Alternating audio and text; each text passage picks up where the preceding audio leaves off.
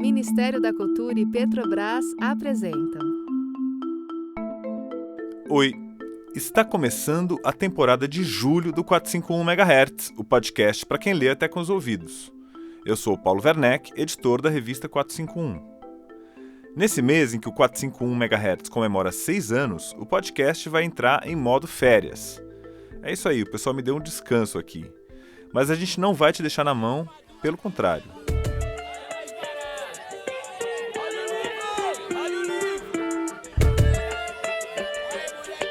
Enquanto a gente descansa por uns dias, a gente vai publicar uma temporada especial de 15 episódios com algumas das melhores mesas da Feira do Livro 2025, que aconteceu agora no mês de junho em São Paulo, lá na Praça Charles Miller, no Pacaembu. Ou seja, dia sim, dia não, vai ter um episódio novo do 451 MHz no ar.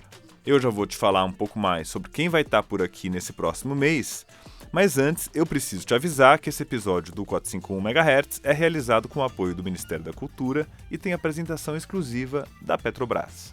A nossa temporada de férias tem Cidinha da Silva, Lola Aronovitch, Elisama Santos, Mary Del Priori, Amara Moira e muitos outros convidados e convidadas que passaram aqui pelos 9 dias do nosso festival literário. No episódio de hoje, você vai ouvir o ator, diretor e escritor Lázaro Ramos e o teólogo Ronilson Pacheco. Na mesa Na Nossa Pele, eles conversaram sobre negritude, cultura, política, história e sociedade do Brasil de hoje. Essa conversa teve mediação da jornalista e escritora Adriana Ferreira Silva, que é muito conhecida aqui dos ouvintes do 451 MHz. Então vamos lá para a primeira parte da conversa.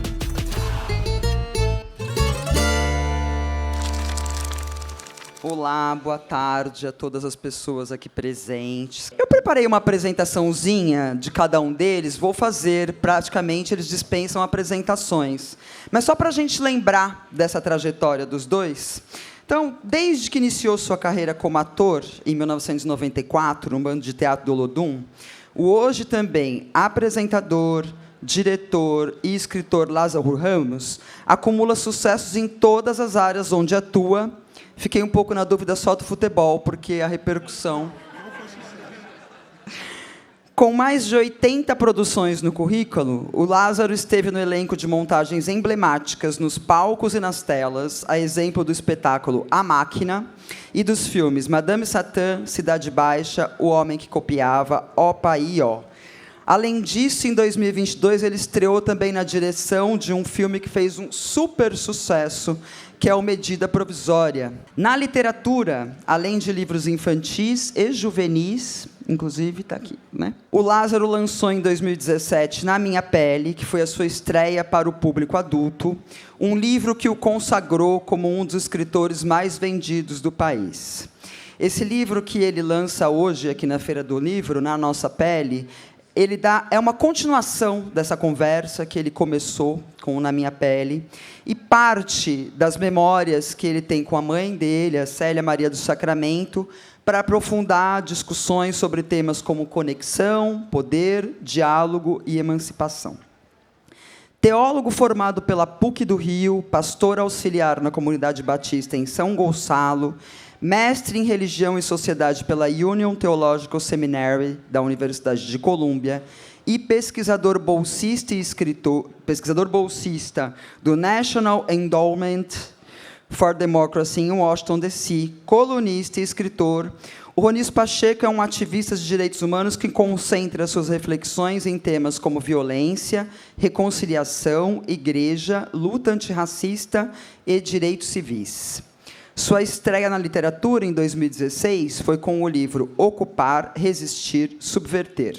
Igreja e Teologia em Tempos de Racismo, Violência e Opressão, que o colocou entre os principais intelectuais dedicados a repensar a teologia eurocêntrica. Em 2019, Ronilson Pacheco publicou Teologia Negra, o sopro antirracista do espírito, no qual introduz leitoras e leitores ao estudo da teologia negra, mapeando sua história e influência na luta do povo negro no continente africano, no Caribe, nos Estados Unidos e na América Latina, além de destacar as principais referências ao desenvolvimento desta teologia no Brasil. Mais atual do que nunca, o livro teve nova edição lançada pela Zahar em 2024. Gostaria de começar com uma pergunta para ambos, que é o seguinte: numa sociedade criada para manter os privilégios da branquitude, como foi o processo de libertação de seus próprios imaginários para não ser engolido pelo imaginário de quem nos oprime, seja na arte ou na religião? Lázaro. Boa tarde. Antes de responder, eu queria falar que eu me arrependi de ter aceitado jogar futebol, porque eu estou com dores na perna neste momento. Chegou o e-mail da feira convocando, eu sou fã de feira, adoro encontrar pessoas que são fãs de livro, e eu aceitei sem entender que eu ia ter que jogar. Quando eu entendi que eu ia ter que jogar, eu estava na esperança de que tivesse assim, o Cortella, os coroa da ABL, sabe, Zé Sarney. Quando eu cheguei aqui, era um monte de escritor forte, jovem e com mais fôlego do que eu. Mas ainda assim estou feliz porque terminou empatado, apesar do time adversário estar com 17 jogadores e nós 13. Uma salva de palmas para o nosso jogo.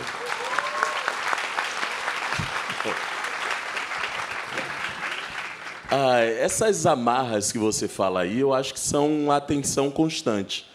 Em algum momento, eu acho que as narrativas dominantes me oprimiam mais, principalmente no começo do trabalho com a escrita, no começo do trabalho como autor de teatro. Sempre as referências narrativas todas que eu consumi eram que me guiavam e que me conduziam.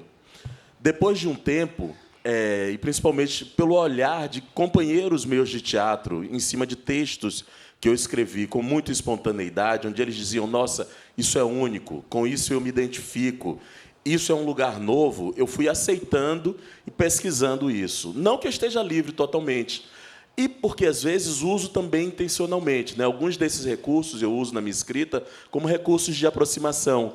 No livro novo, no Na Nossa Pele, tem um capítulo que eu chamo de Poética do Acolhimento Estratégico. Eu acho que já é um salto justamente nisso, assim, depois de um tempo de aprendizado, de entender como é que as narrativas dominantes podem servir para abrir espaço para outros caminhos.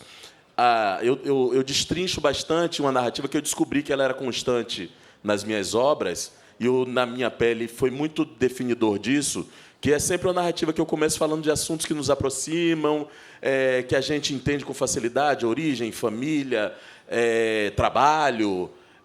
Uso muito o humor, um pouco da emoção. No meio, faço uma provocação para que o leitor decida se quer continuar. E a segunda parte, geralmente, do que eu faço é o que eu realmente gostaria de falar. Isso é uma estratégia. Eu não sei se eu vou usar ela sempre, mas eu acho que é uma estratégia para esse momento, sabe? Porque eu estou tentando ampliar as pessoas que querem ouvir falar sobre esse assunto. E acho também que é uma narrativa que é uma prisão, não é uma fala livre.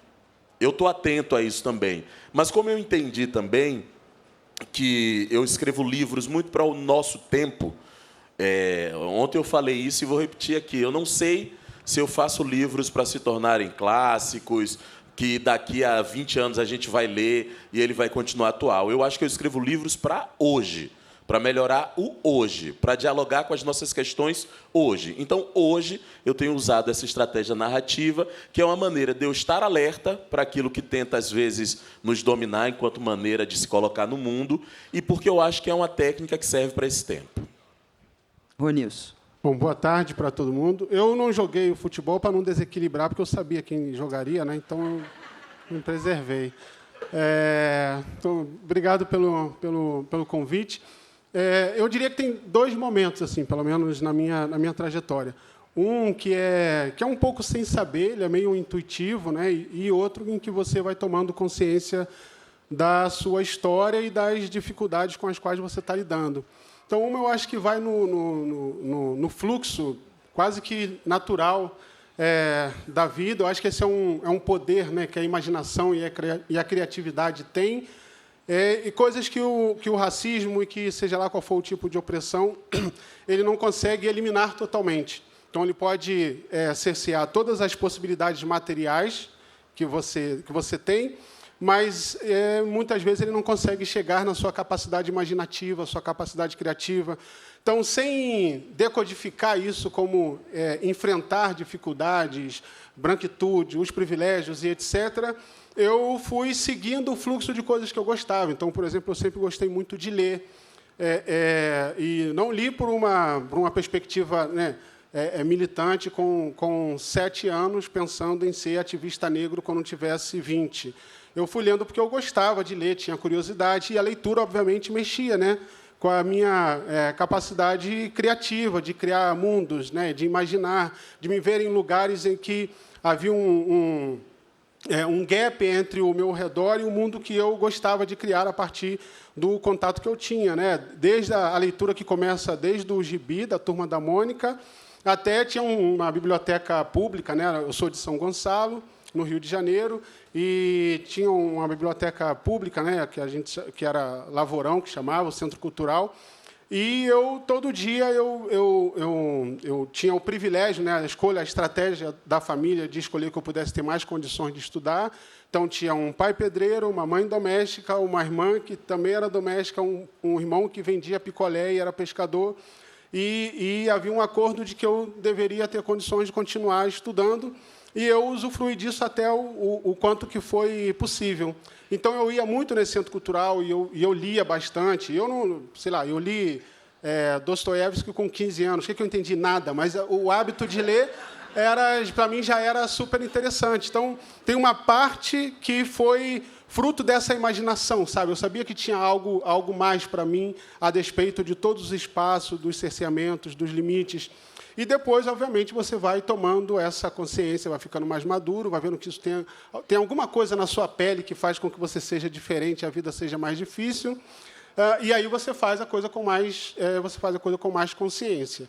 Então, você tem mais capacidade, mais maturidade, inclusive de encontrar os subterfúgios e as dissimulações, as estratégias de sobrevivente que são necessárias para ocupar espaços onde você é estranho. Então, eu tenho coisas na vida assim de, sei lá, repositor de supermercado e fazendo curso de poesia na Estação da Letras, no Flamengo. E aí eu chegava para o meu colega de trabalho e falava, pô, cara, hoje tem que sair cedo, porque... o que você vai fazer? Estou fazendo um curso. Pô, isso é bom. Curso de quê? Fazendo um curso de poesia aí para escrever melhor. O quê? Então, era uma coisa assim, tipo, cara, o que esse cara está fazendo, arrumando mercadoria na prateleira do supermercado e fazendo um curso de poesia? Está maluco, cara? Gastando o seu tempo, o seu dinheiro, isso serve para quê? Então, era uma coisa totalmente fora assim, do contexto da realidade, mas que já era um caminho, sabe, a ser trilhado em termos de furar espaços dos quais eu naturalmente não pertencia, que eu só fui entender depois. E depois sendo feito isso com mais maturidade, eu diria até com mais inteligência política, assim, né, de não se restringir aos espaços que determinaram para você ou para a sua história. Lázaro, quando você lançou Na Minha Pele, em 2017, você disse que passou 10 anos escrevendo o livro e que um dos motivos que você levou tanto tempo foi porque você estava exercitando ali, refletindo sobre como tratar de temas como preconceito e a formação de identidade. Quase 10 anos depois, agora, né, 8 anos, você inicia essa conversa que você se propõe a fazer na Nossa Pele com a descrição de um episódio super doloroso da sua infância com relação à sua mãe, a dona Célia Maria, e lá pelas tantas você também descreve um burnout que você teve em 2024. Eu queria saber como é que esses episódios e essas reflexões, tanto em torno da sua mãe, que você não fez tanto no primeiro livro, quanto sobre a sua própria saúde e o que estava ali adoecendo, marcaram esse período de escrita do livro, porque ele é um livro, eu te contei que eu li numa sentada, ele é um livro fluido, ele é um livro muito envolvente, mas ele é perpassado por essas vivências que você teve. Você me perguntar isso me dá a oportunidade de falar um pouco da linguagem dos dois livros, né? Que é uma coisa que, no geral, não tenho muita oportunidade de falar, porque o conteúdo ele mobiliza tanto e emociona tanto que essa linguagem, às vezes, ela passa despercebida, e ela é bem proposital. Agora, nenhum dos dois livros eu quis lançar. O que me motivou foi muito uma carga emocional muito grande, por algum motivo, e que eu entendi que eu precisava aproveitar o espaço que eu tenho para falar com mais pessoas sobre determinados assuntos. O primeiro livro, eu fui para a editora, para a Objetiva, para lançar um livro infantil, e eu recusava a fazer uma semi-biografia, porque o que eu queria mesmo era ir para a ficção, eu não queria encarar a realidade. Mas aí depois eu encontro um relatório do IPEA, de 2012, que falava que era uma pesquisa sobre a situação das pessoas negras no Brasil. Falava a quantidade de jovens que evadiam as escolas, falava sobre a questão da saúde e piores cuidados, pior acesso à saúde, falava que uma mulher negra recebe menos anestesia porque considera-se que ela suporta mais a dor. E eu li esse relatório todo e disse, nossa, eu preciso aproveitar esse espaço e fazer alguma coisa. Fiz uma primeira versão do livro, ficou uma versão absolutamente pretensiosa, porque eu falava como se eu fosse um estatístico, sem usar a minha experiência de vida, as lições que eu aprendi.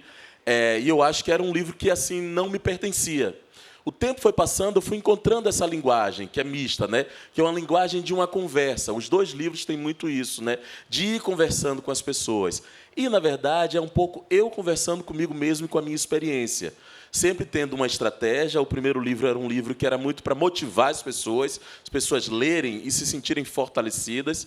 E esse segundo, ele demorou porque eu não estava... Eu acho que eu não tinha maturidade suficiente para falar da história da minha mãe de dor, porque eu achava que as histórias que ela viveu eram histórias que podiam desestimular o leitor, e essa nunca é minha intenção quando eu escrevo os meus livros. Eu quero, sim, diagnosticar, mas eu quero que as pessoas saiam fortalecidas, encontrem caminhos, encontrem estratégias. E eu acho que, durante muito tempo, particularmente, eu olhava para minha mãe e lembrava dela e descrevia ela mais pelas experiências de dor. E eu sinto que tinha um grande apagão sobre quem era minha mãe de verdade. A história da minha mãe é muito triste. O primeiro capítulo, como você falou, é um capítulo que foi difícil, duro de escrever. E ao ir buscar isso no livro, né, de ter essa conversa, eu fui investigar quem foi essa pessoa, quem foi a minha mãe. E aí nasce uma coisa linda, que é conseguir olhar para a minha mãe para além da dor, olhar para as belezas que ela tinha, para as capacidades que ela tinha, para as estratégias que ela criou para sobreviver, para o tanto que ela me ofereceu e me deu de ensinamentos com palavras, com gestos e com atitudes. Isso foi muito lindo. E nasce esse livro, que usa também dessa emoção para falar de temas que estão no nosso tempo. A luta antirracista continua sendo um tema importante para a gente, mas, ao mesmo tempo, traz um outro assunto que não estava no primeiro livro, que é a saúde mental, e que é um assunto que eu nem sabia que poderia falar. Vou te dizer, em 2017, quando saiu Na Minha Pele, eu não falava sobre esse assunto. Eu ainda tinha aqui, secretamente, na minha cabeça, que fazer terapia era um absurdo, pagar para um desconhecido te ouvir. Eu era desse discurso, assim, gente, eu vou falar com um desconhecido que eu posso falar com um amigo de graça? Em 2017, eu não tinha consciência.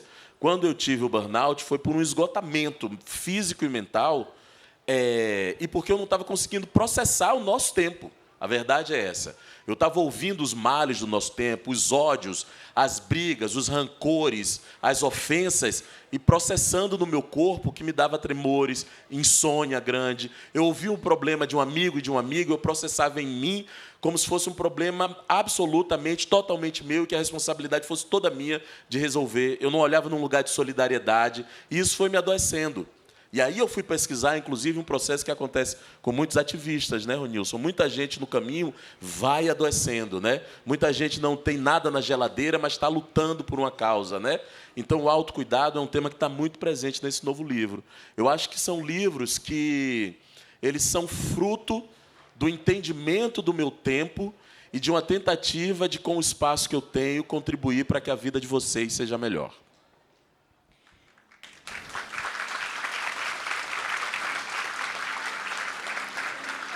Ronilson, eu ouvi uma entrevista sua num podcast que você fala ali da sua trajetória religiosa, e ela foi bastante ecumênica, né? Porque você passa ali por uma infância cercado por religiões de matriz africana, que eram praticadas pela sua família, aí você passa por denominações evangélicas.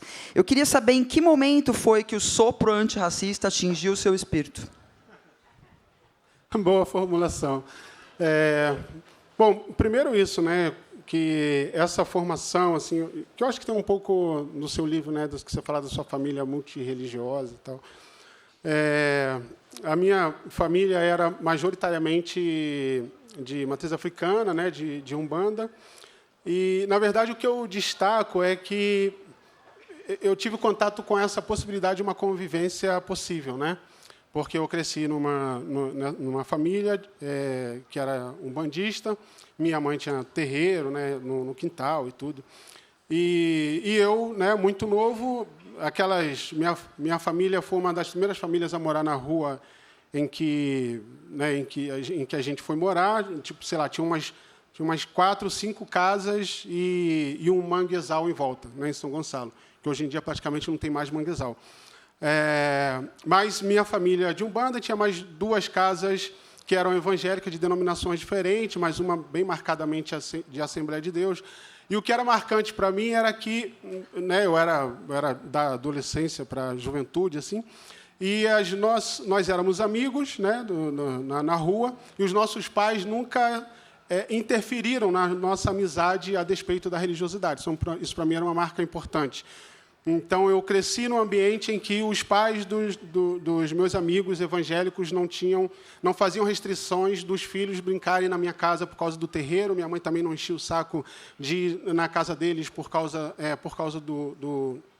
dos cultos. Então, isso, para mim, era uma primeira coisa que chamou a atenção. Essa convivência ela era possível, era uma perspectiva muito mais de comunidade, de ajuda. É claro que isso não... Havia as diferenças religiosas, claramente, mas o fato dela não interferir era importante. Tanto que minha conversão, né, para a igreja evangélica ela foi muito natural, fruto da relação com os meus amigos. Quem é crente sabe, né? A igreja inventa tudo, todo dia, o dia inteiro. É festival de cachorro-quente, é festival de teatro, é festival de hambúrguer, é festival de tudo. Então, você vai criando ali um ciclo de amizade, que é um tipo de convivência diferente que eu tinha ali, né, em casa, com a Umbanda, com o terreiro, com os amigos dos meus pais e tal. Então, foi uma coisa muito, muito gradual. Eu não tive, o que é até uma decepção para alguns evangélicos, não tive aquele arrebatamento, sabe? Caraca, Jesus chegou em mim. Foi uma coisa muito gradativa, escolhendo ali, tal, isso aqui é bom, isso aqui vale, isso aqui não vale, isso aqui... acho que eu vou fazer isso. Então, acho que esse é um destaque, é muito mais... E também não foi uma ruptura traumática com a minha família. Quando eu me preparei muito para falar para minha mãe, quando eu falei, ela... tá bom, mas seja responsável, hein? Frequenta direito, não vai ficar de bagunça, vai e volta, não. Então, foi tudo... Então, isso me informou que isso é possível. Então, esse foi a primeira informação de que valia a pena lutar ou fortalecer ou conscientizar essa capacidade de mobilização que a religiosidade tem, inclusive no sentido de criar senso de comunidade, de autoproteção, né, de segurança comunitária e etc. Então, acho que essa foi uma experiência importante. E aí eu começaria a dizer, com essa sua linda pergunta, que o sopro antirracista, eu acho que começa a soprar a partir daí. Obviamente, eu o decodifico muito tempo depois, né? Primeiro foi preciso ter contato com experiências de um protestantismo negro que eu não conhecia, né? De personagens importantes, pastores importantes, de uma história importante. Pensar, inclusive, a contribuição importante de movimentos que têm o cristianismo como base, mas que teve um papel importante na libertação de diversos países do continente africano, que teve um papel importante na América Latina, que teve um papel importante no Caribe, né? Eu sempre trago isso o tempo todo, né? O Caribe é um continente muito marcado por muitos levantes, muitas revoltas que são a partir de lideranças protestantes, né, importantes. Um que eu sempre cito é o Samuel Sharp, que é um pastor batista, que foi quem fomentou a revolução na Jamaica, que é a revolução mais importante da Jamaica, né? Se você procurar a revolta da Jamaica, você vai encontrar lá a Guerra Batista, que foi inspirada por um pastor batista negro que ficava de plantation em plantation, pregando para os escravizados e dizendo, estimulando a eles a fazerem um movimento de greve. Então, esse é um primeiro movimento de greve, uma inteligência política de imaginar que uma revolta direta naquele momento ia ser rapidamente suprimida, e a greve é o que causa a primeira quebra de funcionamento da estrutura da plantocracia na Jamaica, que é uma repercussão que chega na Inglaterra e que força futuramente, mas a gente fala depois, a assinatura da abolição, né? A gente sempre estuda a abolição pela perspectiva da Inglaterra, como que eles decidem, o capitalismo, etc. Mas ele é fomentado por uma crise que começa, sobretudo, na Jamaica, que era o grande território da colônia inglesa e tal. Então, tudo isso para dizer que o sopro antirracista vem quando eu tenho esse contato, sabe? Eu descubro a teologia negra, descubro esse autor que se chama James Cone, que nos Estados Unidos é considerado o pai da teologia negra, que é um dos principais mentores intelectuais, talvez Martin Luther King como a mente pastoral, o James Cone e o Cornel West como a mente intelectual numa perspectiva teológica, né? O filósofo Cornel West. E eu fui atrás, quer dizer, o sopro chegou em mim e eu fui percorrendo o sopro, que me levou a diversas experiências e lugares que foi possível dizer que há um protestantismo que emerge de uma comunidade negra, que tem uma contribuição importante na história, e que é feita com muita revolta, mas também com muito amor e muito afeto e senso de comunidade.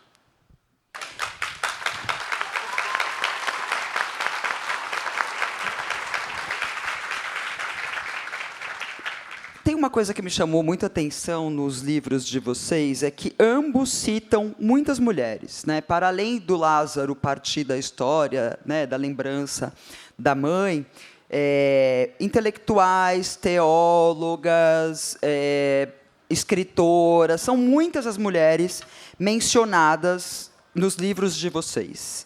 Eu gostaria de saber como é que a leitura dessas mulheres influenciou nas reflexões que levaram vocês a escrever essas obras. Assim, eu poderia citar várias, né? Eu acho que não só no pensamento teológico, ou sei lá, político, social e etc., mas mesmo da literatura ficcional, assim, eu acho que nesse período, né, de muitas leituras, eu me aproximei muito da literatura da Raquel de Queiroz, por exemplo, e a minha primeira experiência como escritor caseiro, então jabá que tem tantos editores aqui, né, sacanagem, mas minha primeira experiência como escritor caseiro foi uma personagem que era uma mulher, inventei uma história de uma escritora guatemalteca que vivia exilada no México e tal, e era uma figura importante da literatura na Guatemala, e eu usei isso como um artifício para me aproximar da literatura na América Latina. Então, na teologia, por mais que o James Cone seja uma referência importante, eu tenho referências importantes de mulheres que praticamente revolucionaram o pensamento teológico, né, que são um pouco conhecidas. Aqui, isso é um nicho, né, eu sei que a maioria de vocês não tem muito contato com isso, mas eu sou muito influenciado por teólogas como Jacqueline Grant, como Kelly Brown Douglas, como Delores Williams, mulheres que repensaram, leram a Bíblia de outro jeito, pensaram a Bíblia de outro jeito, se aprofundaram no estudo, né, da Bíblia, como a religião influenciava na construção de comunidade. Bom, o próprio movimento mulherista, né, a teologia womanist, é totalmente influenciado pelo livro, né, pela história da Alice Walker. Ela cria um corte importante no pensamento teológico a partir do pensamento da Alice Walker. Ela tem uma contribuição importante para pensar a teologia womanist, que seria a teologia feminista negra nos Estados Unidos. E eu sou muito interessado pelas contribuições, os outros olhares.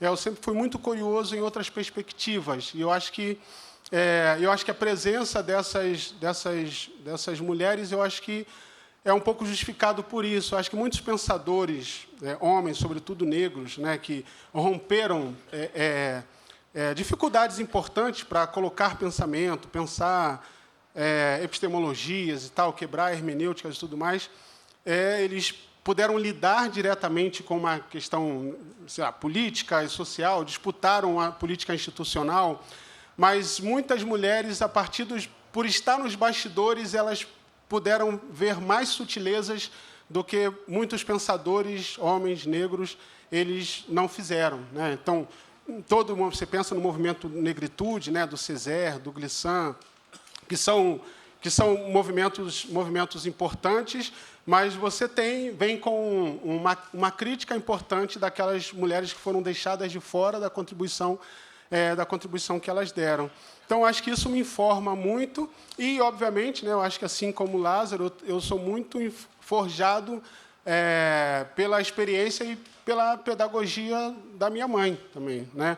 Daquela expertise que tem uma leitura, uma análise de conjuntura política que não está decodificada nos livros, mas que entende muito mais, né, do que você... você sabe que, durante muito tempo, só, né, para terminar, durante algum tempo eu tinha alguns textos e alguma reflexão sobre violência policial, política de drogas no Brasil e tal. E aí eu sempre lembro da minha mãe, que era assim... tá vendo fulano de tal? Tá fumando maconha. Se eu ver você fumando maconha com ele, eu quebro os seus dentes. Então, era a pedagogia que ela usava. Mas nessa pedagogia, né, que parece uma coisa tosca, tinha uma inteligência política muito grande, que não era só uma perspectiva moral, que as pessoas pensavam, não, claro, a mãe dele era evangélica, logo ele não podia fumar maconha. Mas não, para minha mãe fazia todo um raciocínio de que, dane-se, independente de ser evangélico, meu filho é preto. O menino que está fumando maconha é branco.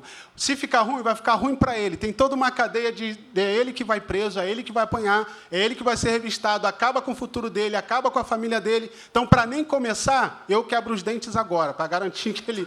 É melhor fazer uma prótese lá na frente e conseguir sobreviver. Então, essa inteligência política também me forjou.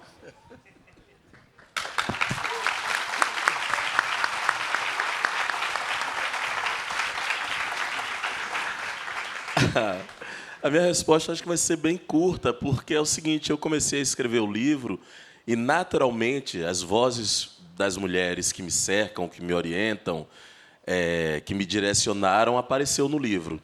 Depois de um tempo, virou uma vontade de homenagem mesmo, assim, porque, de fato, hoje, a literatura que mais me mobiliza, que mais me transforma, que mais me traz desconforto, que mais amplia o meu raciocínio é a literatura escrita por mulheres negras.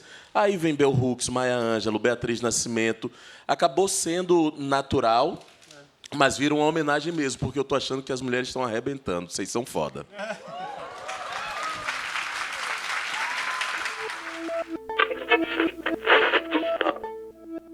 E agora eu queria dar um recado para você que é ouvinte aqui do 451 MHz. A gente sabe que você nos acompanha e agradece pela sua audiência. Mas será que você já é um ouvinte entusiasta? Com uma pequena contribuição mensal, você apoia financeiramente a realização do podcast e ainda tem o seu nome lido no programa como forma de agradecimento. Além disso, você recebe uma assinatura digital da 451 e com ela tem acesso completo a tudo que a gente já publicou sobre o mundo dos livros no nosso site e também nas nossas newsletters, e também a vários outros conteúdos que a gente produz para quem ama livros. E se você virar um ouvinte entusiasta, você também ganha acesso ao nosso clube de benefícios, que dá direito a descontos de até 40% nas melhores editoras brasileiras. Então eu te convido a ir lá no 451.com.br e fazer a sua assinatura. E aproveita para explorar o nosso site, que traz tudo sobre os últimos lançamentos nas livrarias, os debates relevantes na sociedade e foi realizado com o apoio financeiro dos nossos leitores. Eu queria também te contar que todos os episódios do 451 MHz têm uma página de repertório lá no nosso site. Então, se você quiser saber mais sobre essa entrevista, os melhores momentos da conversa e outras milongas mais, é só entrar lá na seção de podcasts do site da 451. E agora vamos lá para a segunda parte da conversa.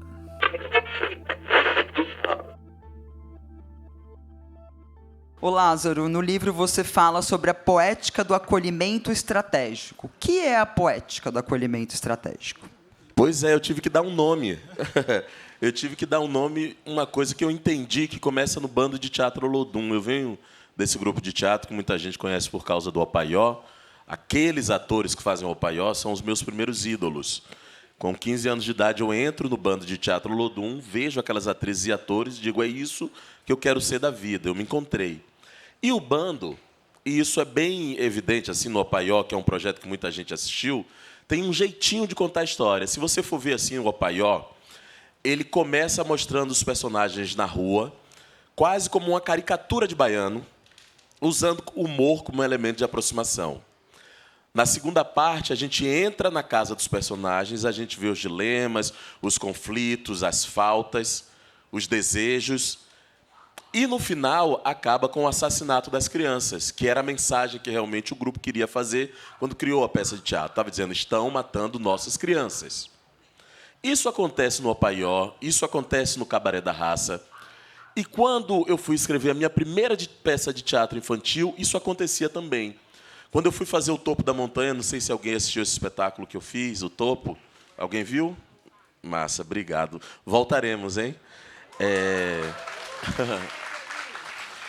Eu estava procurando um espetáculo de teatro há muito tempo e o que me seduziu foi justamente um espetáculo de teatro que tem essa estrutura. Começa com Martin Luther King, com as piadas, ele encontrando com a personagem que a Thaís faz, que é a arrumadeira do hotel.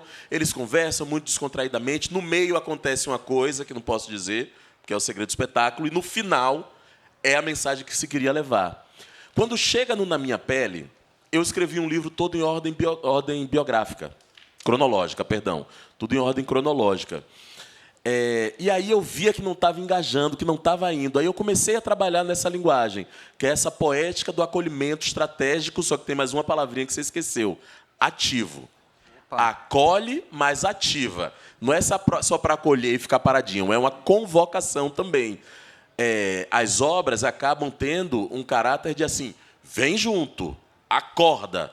Você não é plateia, você não é público, você faz parte disso. Né? Quem viu Medida Provisória? Quem viu Medida aí? Mais gente ainda, que bom, beleza. O Medida também tem essa estrutura narrativa. Começa como comédia, depois vira um thriller, termina como um drama, e a última cena é uma caminhada, que é a convocação. Eu entendi que isso era uma linguagem e resolvi compartilhar com as pessoas. Como eu disse anteriormente, eu não sei se é uma linguagem permanente que serve para todos os projetos e etc. Mas eu sei que ela tem uma certa eficiência de aproximação e de usar os elementos do entretenimento como uma estratégia de aproximação para falar sobre assuntos que muitas vezes são silenciados. Não sei se é o ideal, não, porque às vezes dá vontade de você só falar direto, né? Ter a liberdade de falar e ser escutado. Mas vivemos tempos áridos para isso, né? Para o diálogo, para a conversa real, né? Não aquela conversa que a pessoa começa a falar uma coisa, a outra já começa a pensar em argumento para silenciar o ouvinte. Conversa real. Ronilson, o seu livro foi lançado em 2019 e eu imagino que você deve ter passado a pandemia inteira falando eu sabia. O que confere essa atualidade, né, ao seu trabalho. Eu queria que você falasse um pouco agora, né, entrando um pouco mais na teologia negra, por que nesse começo do século XXI, que afinal de contas foi a partir da pandemia, esse livro e essa trajetória do livro e saber sobre a teologia negra é tão importante e relevante?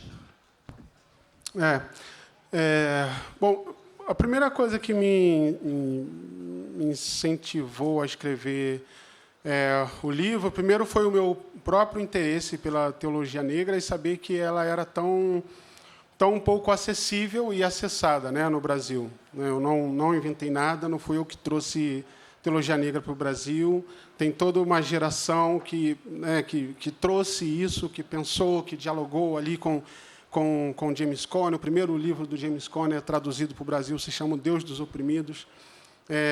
Foi traduzido para o Brasil na década de 80, meados da década de 80, mas realmente a gente teve um gap muito grande, e, ao mesmo tempo, em que voltava, né, toda uma discussão do debate racial, das ações afirmativas, a ocupação de novos espaços, né, por pessoas negras, uma certa subversão de epistemologias que estavam sempre ali com o mesmo cânone, né, nas bibliografias. E havia uma contribuição que eu considerava importante para a teologia negra, e eu achava uma perda para o Brasil essa dissociação, ou essa associação, a ideia de pensamento teológico como uma coisa única e restrita à teologia, ao pensamento religioso, o que é significativamente diferente nos Estados Unidos, né, por diversas razões que não vale entrar em detalhes aqui por conta de tempo, mas o fato é que os Estados Unidos tinham uma tradição de que o pensamento teológico ele foi parte importante, né, do movimento pelos direitos civis, ele foi parte importante da luta contra a segregação. Ele foi parte importante da luta contra o apartheid na África do Sul, né? Desmond Tutu como uma grande referência, mas não só. Você tem uma série de teólogos protestantes e católicos negros que foram fundamentais para a luta, né, contra o apartheid e a derrubada do apartheid. Todas essas grandes lideranças... Quer dizer, não existe nenhuma grande liderança negra nos Estados Unidos que não seja atravessada direto ou indiretamente pela religião e pela teologia negra de alguma forma, liderança negra, né?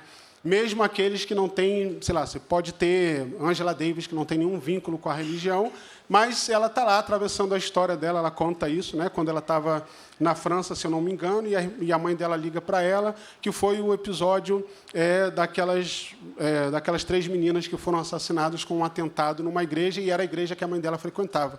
Então, isso está sempre muito conectado, né? Se a gente for falar da amizade entre Bell Hooks e Cornel West, uma amizade muito frutífera, né? Por muitos anos, muitas falas... Eu, quando morei nos Estados Unidos, eu tive a oportunidade de assistir, mesmo na pandemia, né, online, muitos diálogos entre Bell Hooks e Cornel West se deram nas igrejas, né, eram conversas a partir do espaço das igrejas.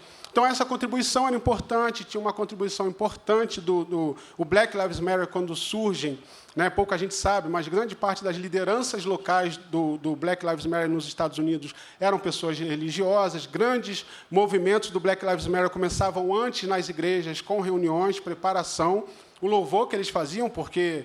né, tinha que ter música, tinha que ter dança, tinha que ter louvor, tinha que ter essa evocação, para depois sair às ruas. Todas as grandes manifestações contra a violência policial tinham uma contribuição importante.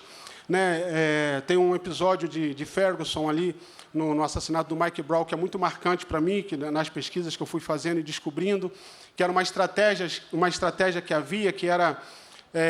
um acordo, né, das igrejas negras ali de Ferguson, daquela área, que era os mais jovens iam para as manifestações, iam com a revolta que é da juventude. Quebrem, queimem...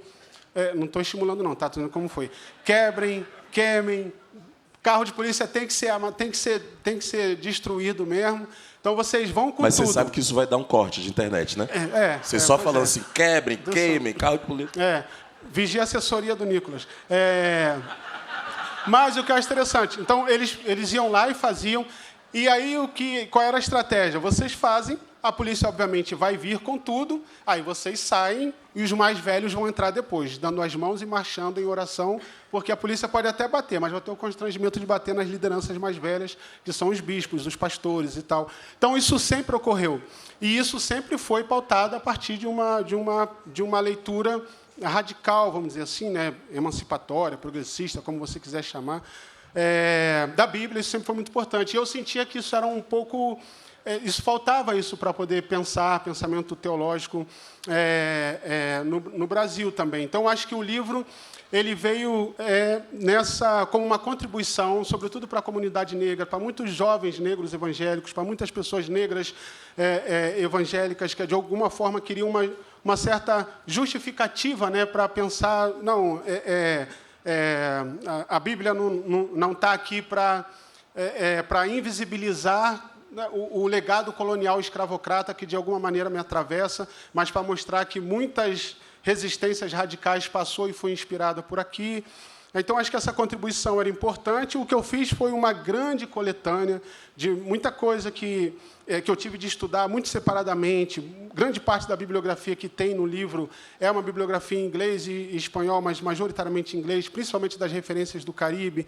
O que eu fiz foi juntar tudo e permitir a algumas pessoas, às pessoas que, quem quisesse se interessar pela teologia negra e ver o quão política, o quão religiosa, o quão importante ela é em termos de fé e justiça, elas pudessem encontrar no mesmo lugar. Se elas não lessem mais nada, elas já teriam informações o suficiente. Por isso, todo um esforço de pensar o que é teologia negra no continente africano, o que é no Caribe, o que é na América Latina, o que é no Brasil, inclusive o seu diálogo e a sua abertura para uma construção e para a luta antirracista em parceria com as religiões de matriz africana. Mas uma coisa que eu sempre gosto de ressaltar é que não existe nenhuma grande revolta que tenha sido feita pelo povo negro que não seja atravessada pela religião. Nenhuma que seja grande e significativa. Você pode pensar qualquer uma europeia, vou colocar aqui, né, chamando generalisticamente de branca, você vai ver que ela tem uma certa matriz secular importante, né? Desde a Revolução Francesa, Revolução de 1848, sei lá, e assim, por aí vai. Mas você não vai lembrar uma que seja do povo negro que não seja atravessada pela religião. Seja a Revolução Haitiana com o voodoo, seja a Revolta dos Malês, que são negros islamizados, seja na Jamaica, como eu já citei, seja nos Estados Unidos, com todos os seus pastores e bispos, seja no continente africano, seja e no continente africano no século XX com Desmond Tutu, ou no século XVIII com Kim Pavita, ali com o seu catolicismo sincrético, não existe nenhuma, absolutamente nenhuma, grande revolução marcante do povo negro que não seja marcado pela religiosidade. Haja visto o Brasil que grande parte da resistência que foi feita ao sistema escravocrata foi a partir dos quilombos e das religiões de matriz africana, que, se não fosse por ela, muitos dos nossos negros e negras não teriam chegado até aqui.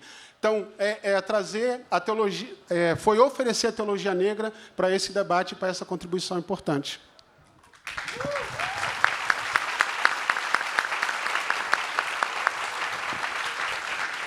Lázaro, no seu livro você destaca muito o diálogo, é um livro que é uma conversa, e ali a terceira parte você chama de conexões, e dentro dessas conexões você fala de poder e de emancipação. Gostaria que você falasse como foi que você chegou a essa divisão, e como foi que você, Lázaro, se empoderou e emancipou para essas reflexões. Eu acho que, primeiro, eu tenho muita consciência de que minha história é uma história de exceção. E é importante falar isso, tá? Minha realidade, as minhas oportunidades, o meu caminho, não é a realidade da maioria das pessoas negras, né?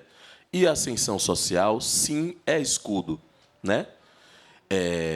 Eu tenho uma trajetória de vida que ela começa muito com uma família que não tinha letramento racial, não tinha um trabalho com projeto social, não tinha nada disso, mas tinha uma intuição do investimento na educação e na autoestima. Dentro de casa, eu estava protegido por uma certa bolha. Quando eu ia para a rua, as violências aconteciam. Quando eu saio da Bahia, que vou conviver em áreas de maioria branca, os desafios se ampliam. Mas eu tinha sempre uma voz do princípio da minha vida de merecimento, de merecer espaço, merecer ser amado, merecer ser respeitado, mesmo quando me negavam isso ao longo da história. Não é que isso bastasse, mas essa pequena voz aqui me ajuda a resistir de alguma maneira. O que me derruba é quando eu percebo que, às vezes, é intransponível, né? Tanto é que, no primeiro livro, a frase que eu coloquei é seu lugar é o sonho que você cria hoje, acho que é isso, né? Seu lugar é o sonho que você cria hoje, e no segundo livro o futuro melhor será a utopia que você criar hoje. Já de uma consciência de que muitas vezes a gente vai ter sonhos, vai ter plano, vai ter desejo. Isso quando a gente souber que tem direito a sonhar, né? Mas ainda assim vamos encontrar várias barreiras. Então, estou fazendo uma convocação para a utopia. Então, esses pequenos momentos, eles vão me ajudando a seguir o caminho da emancipação. Não acho que eu já seja. Porque eu acho que é uma construção, principalmente por causa da consciência da vida em comunidade e coletiva, e por saber que sou atravessado por isso, o tempo todo essa emancipação é colocada em xeque.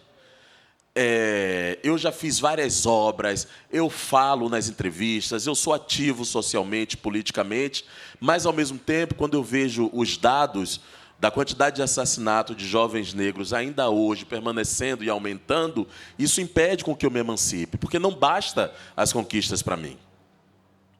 Quando eu estou pensando assim, nossa, agora a gente chegou no momento que a gente vai conseguir debater alguns assuntos e ampliar, vem um movimento que se estruturou e diz assim, isso é identitarismo, para de falar sobre isso que está tudo resolvido. E essa emancipação é colocada em xeque. Quando tudo que diz respeito à consciência dos males que nós experimentamos coletivamente, isso ganha um nome na tentativa de silenciar uma discussão importantíssima para o desenvolvimento do nosso país, isso atrapalha essa emancipação. Então, essa emancipação ela não é concluída, né? A gente está num caminho, a gente está tentando, a gente está contribuindo, a gente está tentando ampliar o debate. Mas falar sobre ela e sobre o poder foi muito importante no livro. Primeiro porque eu acho que já dá para a gente, depois do primeiro livro, falar de algumas questões. Assim, por exemplo, quem é que tem poder de verdade, poder real? Ou será que a gente ainda está no estágio de pedir, de solicitar? Veja que a gente fala ainda assim, gente, por favor, deixem a gente viver. A gente ainda não fala assim, eu vou viver. Sabe? São os dilemas do nosso tempo. Então, eu acho que falar sobre poder e sobre a emancipação, e, inclusive, do jeito que eu faço no livro, sem dar respostas prontas, mas convocando para a gente se pensar, inclusive pensar qual é a contribuição de cada uma das pessoas dentro desses dilemas, eu acho que é uma coisa importante para o tempo que a gente vive. Como eu disse, eu escrevo livros para hoje. Talvez, amanhã, se Deus quiser, se Xangô quiser, a gente não vai precisar mais estar falando de nada disso.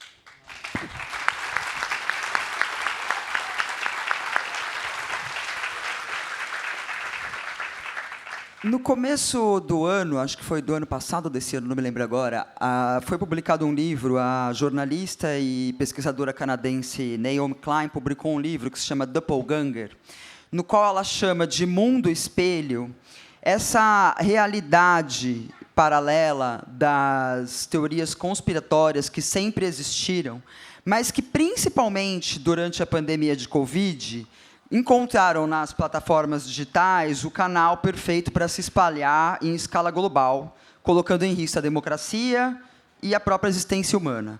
Colocando em risco a democracia, quando a gente pensa, por exemplo, no que aconteceu nos Estados Unidos, na invasão do Capitólio, ou aqui no Brasil, com a tentativa de golpe de Estado do presidente anterior, e também colocando vidas em risco porque questões como desacreditadas dos meios de proteção contra a Covid, ou mesmo o discurso que diz que não existe um cataclisma climático, eles se espalharam muito.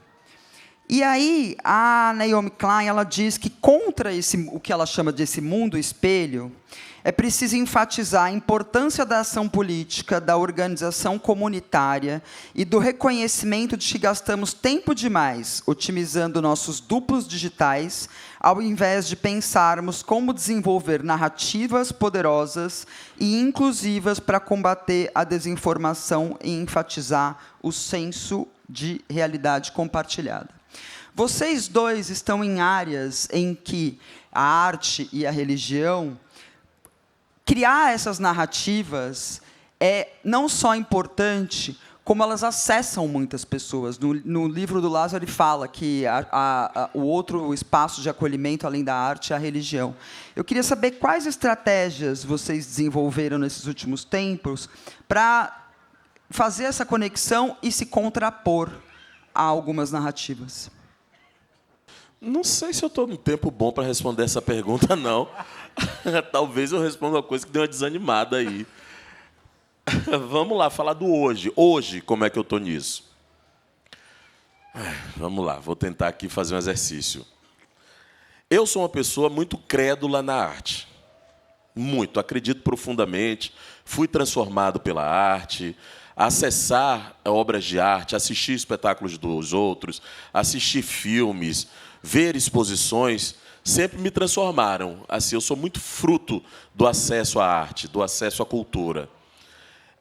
Hoje, eu entendo que, muitas vezes, a arte abre portas, mas nem sempre vai estar acessível a todos, e que a arte sozinha não vai conseguir transformar as coisas, porque a gente precisa de ajuda de política pública, de senso comunitário e etc. Eu, hoje, estou vivendo uma grande agonia, porque eu estou vendo, por exemplo, algumas transformações e que a gente consome com muita facilidade, se diverte, provocadas pela inteligência artificial.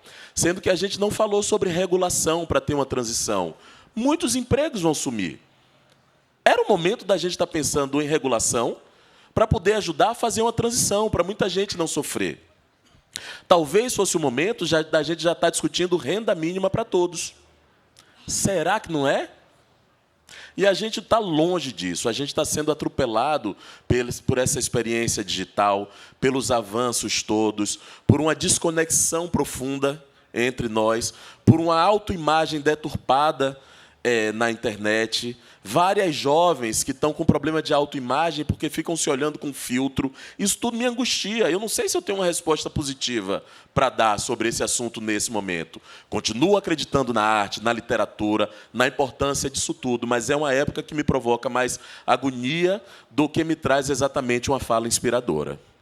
Fiquem com essa batata quente.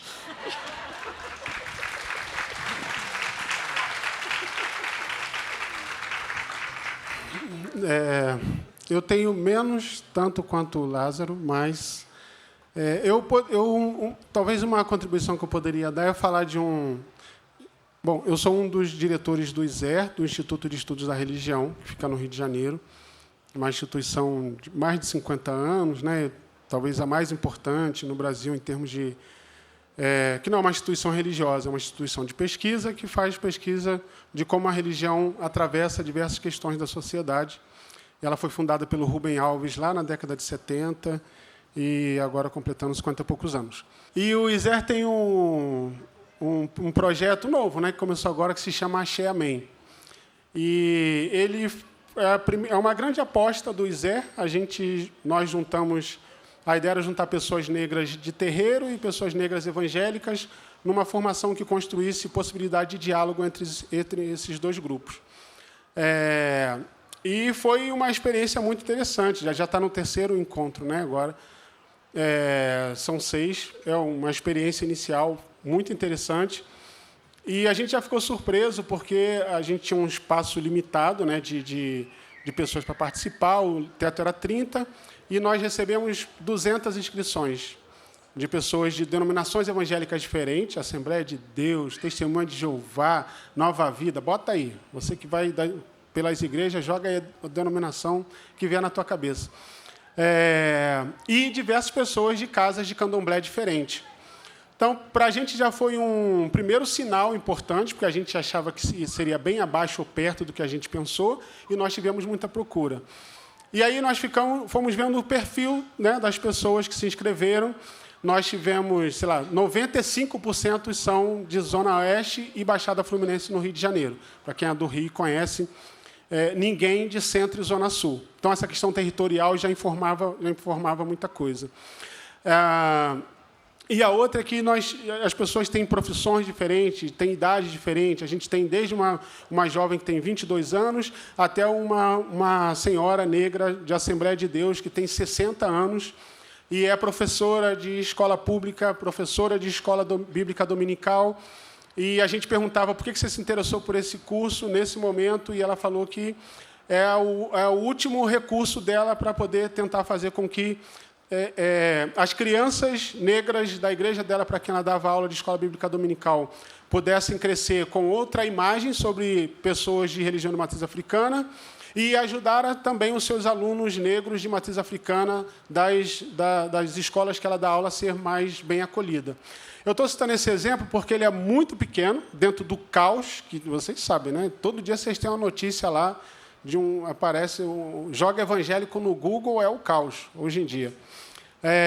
Mas é um exemplo muito pequeno, mas em termos de esperança e de perspectiva do que é possível construir gradativamente, sem o alcance, sem a escala, né, que, infelizmente, grande parte dos grupos, né, fundamentalistas e ultraconservadores têm, mas que aponta possibilidades de caminhos. Né, então, essa é um pouco a nossa aposta, de como a capacidade de mobilização da religião, que é extremamente importante, pode fazer diferença na desconstrução desse tipo de estrutura aí. Até o momento, o impacto é muito, muito pequeno, mas eu acho que vai chegar lá. Então, tem essa batatinha aí também.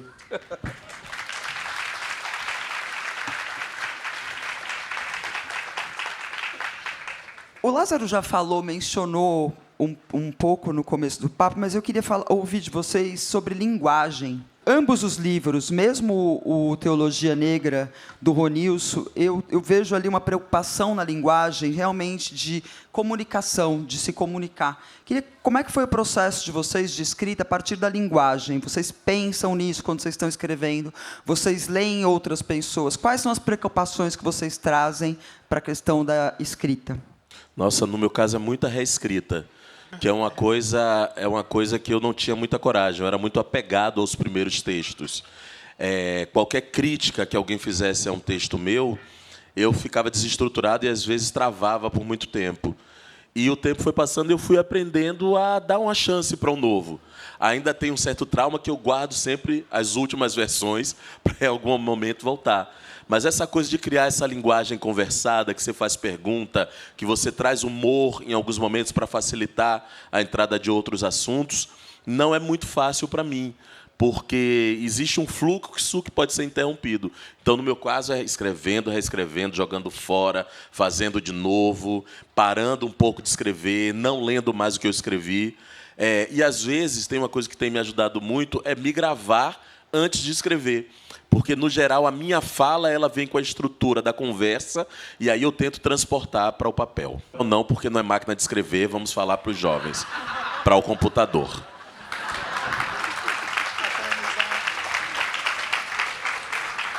Só aí já deu uma defasagem de linguagem, né? Escrever no papel e tal.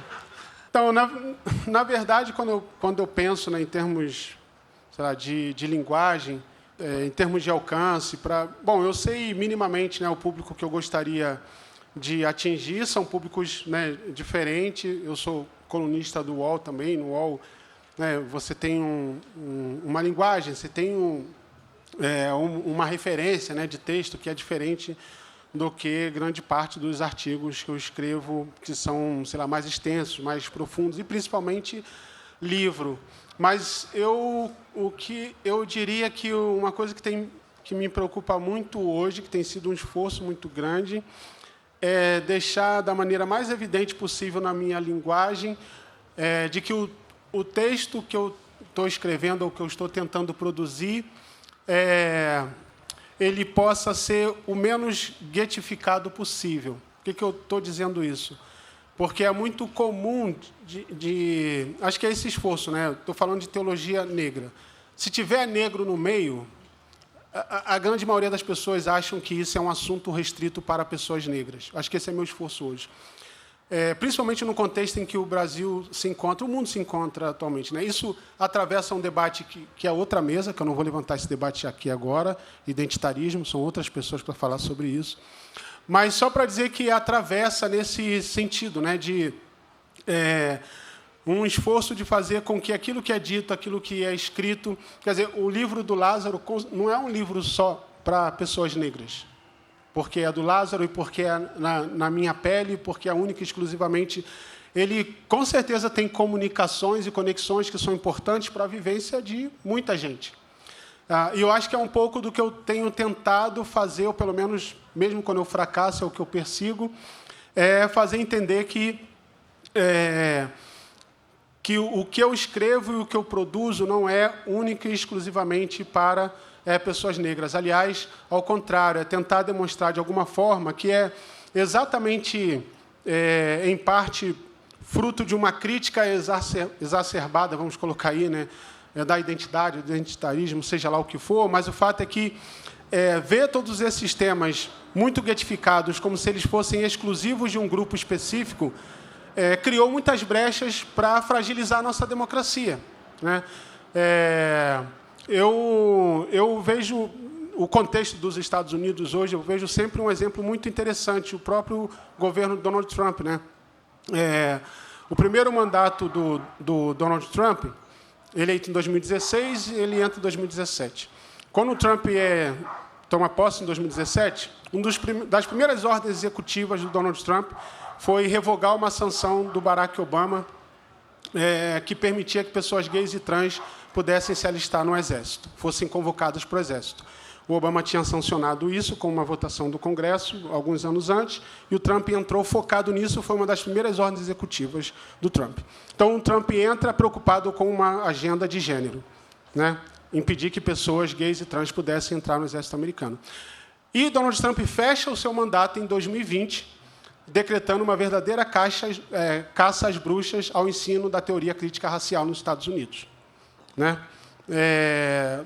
As escolas começa com as escolas públicas, depois as universidades privadas, escolas privadas, encerram o ensino da teoria crítica racial nos Estados Unidos, no calor daquela coisa do George Floyd e tudo mais. Então, veja, Donald Trump inicia um mandato com uma agenda de gênero, Donald Trump termina um mandato com uma agenda de raça. Por que foi uma agenda de gênero e uma agenda de raça? Nenhum dos dois foi visto como uma ameaça à democracia, mas como uma ameaça a pessoas trans e uma ameaça a pessoas negras. O que Donald Trump faz hoje é tudo o que ele sempre fez para esses grupos no primeiro mandato. Só que agora, como atinge as universidades, a mídia, a elite intelectual branca, parte das grandes companhias americanas, é um atentado à democracia. Se tivesse sido visto como ameaça à democracia lá, talvez ele não teria chegado aqui hoje. Então, o meu esforço hoje de linguagem é para dizer que isso não é getificado. O que fragiliza grupos minoritários hoje é um gap na democracia que vai ferrar todo um país amanhã.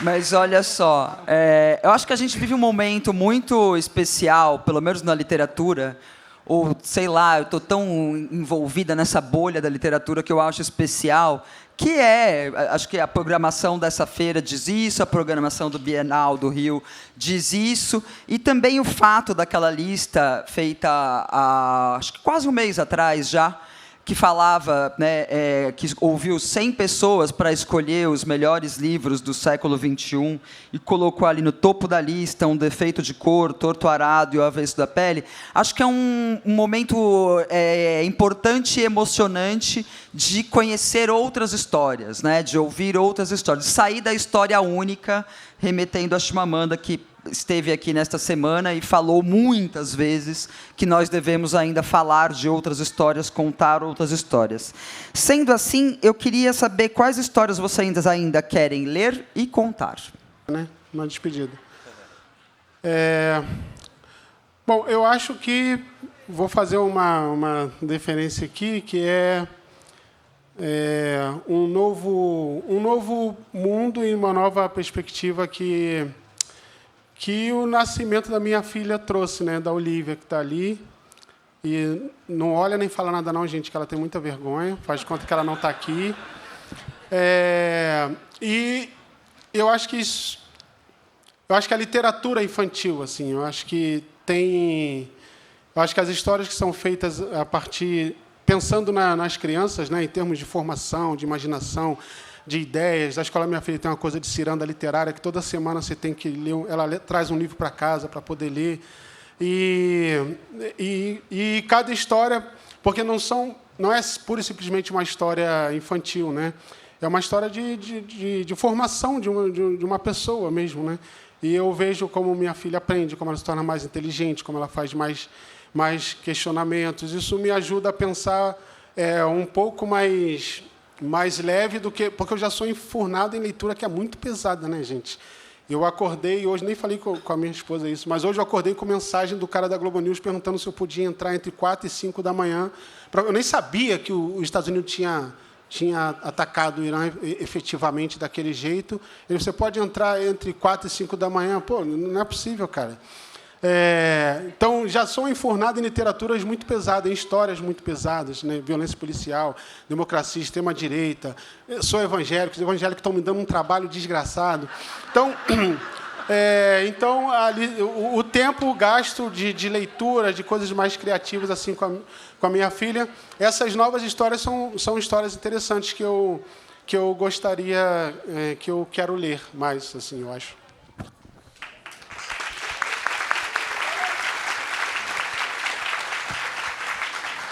Estamos próximo na resposta, porque eu ia falar livros para jovens. A Bienal do Rio e aqui eu estou vendo um movimento lindo, de uma grande quantidade de jovens aqui, famílias inteiras. Eu, esse ano, participei da Bienal como curador, como autor e como pai de fã de literatura, que foi muito emocionante. Minha filha, com 10 anos de idade, criou o autógrafo das autoras. Então, eu disse assim, nossa, esse é um espaço importante. Eu até lancei esse aqui, aproveitando para falar que é para jovem também, está à disposição de vocês. É uma ficção para jovens, chama Você Não é Invisível. Mas eu estou querendo ver mais livros para jovens com essa perspectiva que a gente falou aqui esse tempo todo. E, para o futuro, esse ano, por incrível que pareça, eu vou lançar outro livro, que, na verdade... É o da Ruth? Que é o da Ruth. Fonte. Não é exatamente um livro meu, isso eu acho que é uma missão que eu recebi. Porque Dona Ruth de Souza 6 meses antes de falecer, foi convidada pela editora Intrínseca para fazer sua autobiografia. E aí ela falou, não, eu quero que Lázaro escreva. Eu fui, encontrei com ela e falei, não, você é seu ghostwriter. Eu vou escrever, vou transcrever, e aí teremos o seu livro. E eu ia nos domingos para a casa dela de manhã, tomar café, e ela ia me contando a vida dela. No meio do processo, infelizmente, ela faleceu. Eu me recusei a terminar o livro, mas depois a Intrínseca fez uma provocação de fazer com que eu tentasse identificar qual era a voz que a Ruth queria que tivesse nesse livro. Demorou alguns anos, e esse ano, no segundo semestre, vai chegar um livro que eu acho que está muito especial, porque ele brinca com linguagem também, mas ele é, acima de tudo, uma homenagem a essa mulher que viveu quase 100 anos e é um retrato do Brasil que ela testemunhou. Vai chegar aí no segundo semestre, então é um sonho que é compartilhado com o sonho de Dona Ruth de Souza também, que merece todas as homenagens. Gente, quero agradecer novamente a equipe da Feira do Livro, agradecer todo mundo que veio aqui nessa tarde, aos tradutores de Libras, à editora, e um agradecimento e aplausos muito especiais para Lázaro e Ronilson. Muito obrigado. E para a Adriana também, que fez uma mesa linda.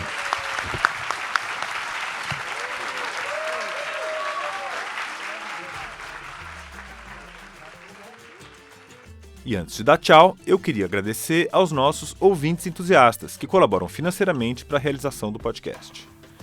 Então, muito obrigado a Alexandre Vidal Porto, Ana Carla Dias Braga, Ana Maria Pedrosa Sá Freire de Souza, Bruno Felipe Simões Costa, Bruno Schultz, Cristiane Gonçalves dos Reis, Daniela Falcone, Eliane Marta Teixeira Lopes, Elisa von Handel, Flávio Francisco de Moraes, Getsemane Silva, Gustavo Senechal, Irene de Almeida Biasoli, Jaime Mendes, Kellen Gutierrez, Lorena Grise, Lucimar Carvalho, Luísa Franco, Marcos Apóstolo, Maria de Lourdes Maciel Silva Silva, Márcia Cristina Fraguas, Mário Rico Fernandes, Matheus Cacique Moraes, Murilo Carvalho, Patrícia Rodrigues Sanches, Paula Fontana Fonseca, Priscila Valverde de Oliveira Vitorino, Ramon Limeira Cavalcante de Arruda, Regina Gomes Sodré, Richardson Thomas Silva Moraes, Rodrigo Bittar, Samuel Valim Bolonha, Tiago Barreto, Valéria Midena, Valessa Lopes Baldin, Vladimir Mucuri Cardoso.